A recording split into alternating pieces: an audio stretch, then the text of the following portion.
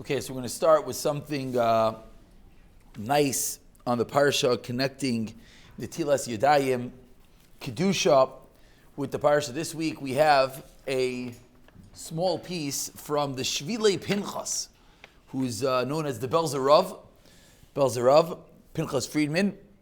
It's actually very interesting, even though he's a Eretz Yisrael, but he's a known address for chinuch and kids at risk type of things. Fascinating how all these worlds converge.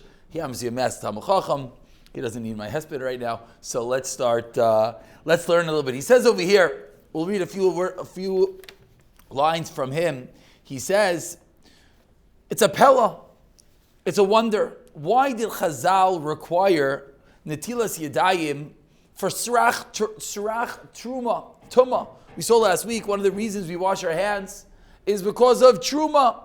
It sounds like a beautiful shmooze, but it asks the Shvilei Pinchas, why? What are we doing?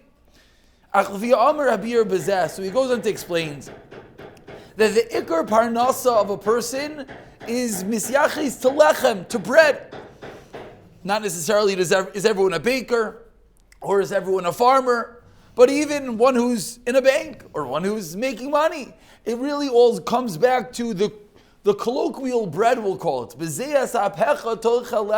pasuk teaches us, that through the sweat of your brow, you're going to earn your bread. The bread is what we'll call, making the dough, is what referred to as parnasa.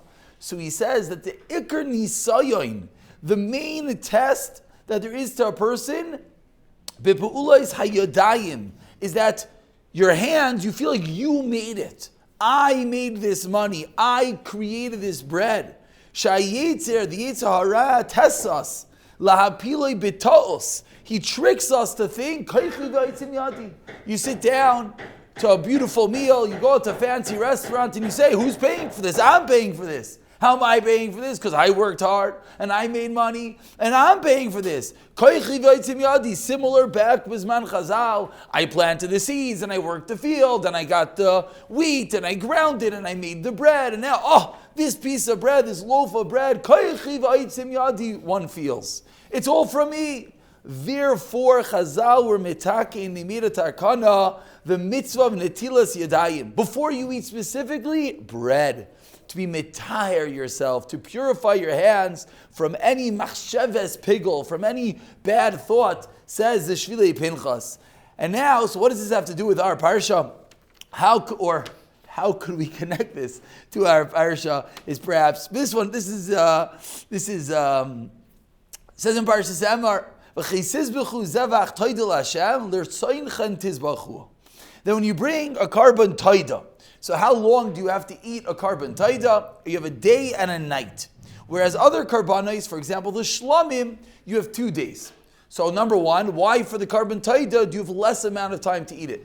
Number two, those who know something about karbanos know that the taida is a much larger carbon than the shlamim. It's 40 loaves. So the larger carbon, you have a short amount of time to eat.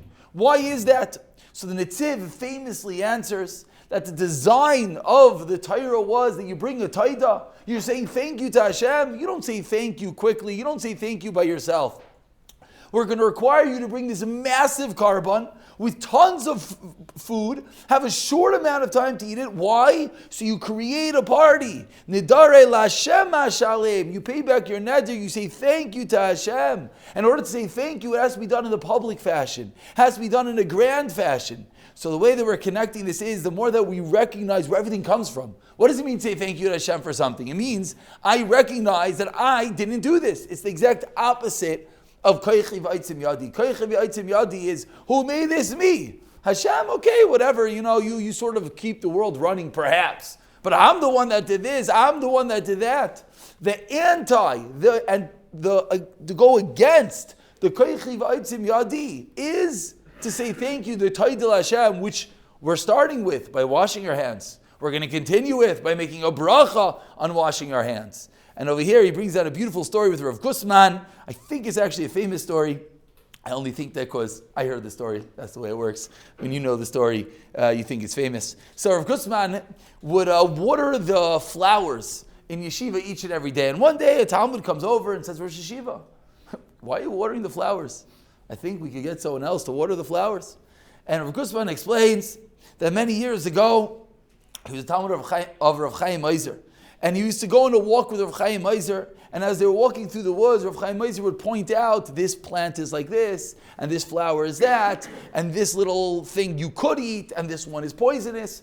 And every time Rav Gustman would think, like, this is what my Rebbe is teaching me. It's like a little bit funny. He has nothing better to talk to me, but, if the Rebbe says it. So he would listen, and they would move on. And then, of course, what happens? The war breaks out, and Rav Gustman is running away from the Nazis. And he hides in a forest. And when he hides in a forest, he has nothing, no food, no anything. And all of a sudden, he remembers what his Rebbe taught him. And he remembers, this plant, that we could eat. And this flower, that's poisonous, don't eat that one.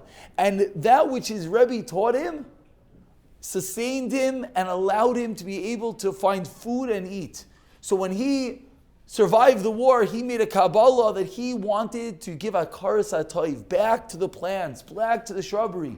And he decided he's going to personally water the flowers. It's true, anyone could water the flowers. But he felt this was his way of being makir toiv, of recognizing that which all comes from. It actually springs to mind a very short story with Rav Elyashiv. Rav Elyashiv, at the end of one of his surgeries, asked his Talmidim, how do you say thank you in English? Because the surgeon that performed the surgery, spoke English. And the Talmidim said, number one, we'll tell the doctor thank you for you. Number two, I'm sure the doctor knows what Todah means. So Rav Elyashiv again and again, he was saying thank you, wanted to say it properly. And then he told the surgeon, thank you. And he explained afterwards, a thank you has to be personal. A thank you has to be real. Of course, this goes into Maidim, how Maidim is the only part of Chazaras Hashatz you say every single day, and we're not Yaitzi with someone else.